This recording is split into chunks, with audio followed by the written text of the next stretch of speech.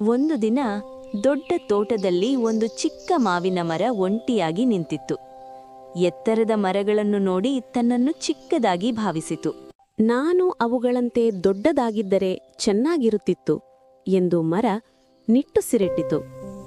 ಮೃದುವಾದ ಗಾಳಿ ಹೇಳಿತು, ನಿಧಾನವಾಗಿ ಬೆಳಿ, ನಿನ್ನ ಸಮಯ ಬರುತ್ತದೆ. ದಿನಗಳು ಕಳೆಯಿತು. ಚಿಕ್ಕ ಮರ ಸೂರ್ಯನ ಬೆಳಕು ಮತ್ತು ಮಳೆಯನ್ನು ಕುಡಿತಿತ್ತು. ಅದು ಎಲೆ ಎಲೆಯಾಗಿ ಬೆಳೆಯುತ್ತಿತ್ತು. ಒಂದು ಬೆಳಗ್ಗೆ ಅದರ ಕೊಂಬೆಗಳಲ್ಲಿ ಹೊಳೆಯುವ ಮಾವಿನ ಹಣ್ಣುಗಳು ಕಾಣಿಸಿಕೊಂಡವು. ಮಕ್ಕಳು ನಗುತ್ತಾ ತೋಟಕ್ಕೆ ಓಡಿಬಂದರು. ಈ ಮರದ ಮಾವು ತುಂಬಾ ಸಿಹಿ ಎಂದವರು ಸಂತೋಷಪಟ್ಟರು. ಚಿಕ್ಕ ಮರ ಹೆಮ್ಮೆಯಿಂದ ತುಂಬಿ, ಸಹನೆ ಇದ್ದರೆ ಸುಂದರವಾದದ್ದು ಬೆಳೆಯುತ್ತದೆ ಎಂದು ತಿಳಿದುಕೊಂಡಿತು. ಹೀಗಾಗಿ ಚಿಕ್ಕ ಮಾವಿನ ಮರ ಒಂದು ವಿಶೇಷ ಪಾಠ ಕಲಿತು, ಒಳ್ಳೆಯದ್ದು ಬೆಳೆಯಲು ಸಮಯ ಬೇಕು. ಸಹನೆಯಿಂದ ಸುಂದರವಾದದ್ದು ಬೆಳೆಯುತ್ತದೆ. ಈ ಕಥೆಯಿಂದ ನಾವು ಕಲಿತದ್ದೇನೆಂದರೆ, ಒಳ್ಳೆಯ ವಿಷಯಗಳು ಸಮಯ ತೆಗೆದುಕೊಳ್ಳುತ್ತವೆ. ಅದಕ್ಕಾಗಿ ನಾವು ಸಹನೆಯಿಂದ ಕಾಯಬೇಕು.